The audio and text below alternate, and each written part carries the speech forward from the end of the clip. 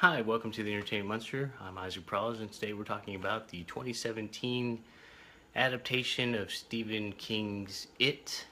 Now, this film is marketed as a horror film, and it's marketed as, that I guess Halloween type of scary terror jump scare type of stuff.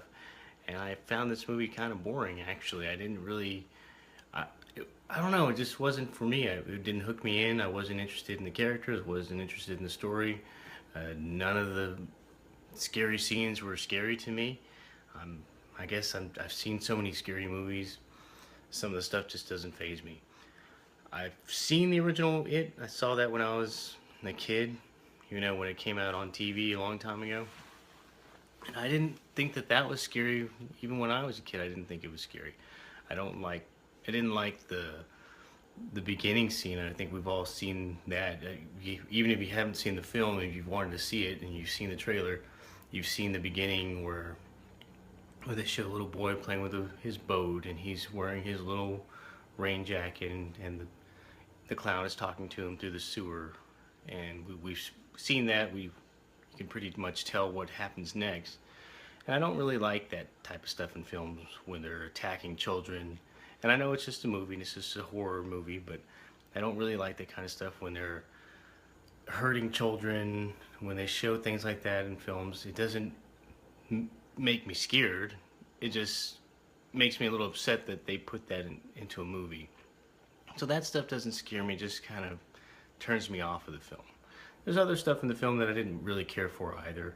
And I won't go too much into detail. It's just more child abuse and more neglect and things like that. And I know it's part of the story, part of the movie, but it just didn't do much for me. Then there's other stuff in the film in which I guess we've seen it in the trailer where they're jumping into the water and they're in their underwear or whatever. And that takes place after some other scenes involving the clown. So you would think that those characters would be more terrified about some of the stuff that's going on around them. And that's just kind of like, okay, why are they doing this when they should probably be talking about this incident, this horror that's surrounding their community? So it's not a film that I'd ever watch again. It didn't scare me, and it's not something that I could say would scare anybody probably around my age. I know that there were some younger folks, teeny boppers, and I did take my oldest son to go watch the film. He's going to be 14. He really wanted to watch it. He didn't really think it was scary either, but he thought that some of the stuff just kind of bothered him the same way as it bothered me. There were other teeny boppers and younger adults in the film, not in the audience watching the film, and some of them were really scared. Some of the adults my age were kind of bored with the film as well. So it just depends on you, what your scare level, what type of movies you like, what type of genres you've seen. Nightmare on Elm Street, Friday the 13th. There's all sorts of different scary films. There's some that build the suspense, like The Conjuring. I really enjoyed that film, and I thought that that was pretty scary. This is not like The Conjuring. I've recently seen Annabelle Creation, and that was not scary to me either. There's plenty of films that are campy, scary, and they're goofy and fun to watch, like Chucky or some of the Nightmare on Elm Street films. And then there's the creepy suspense stalking type of film. And this brought none of that to the table.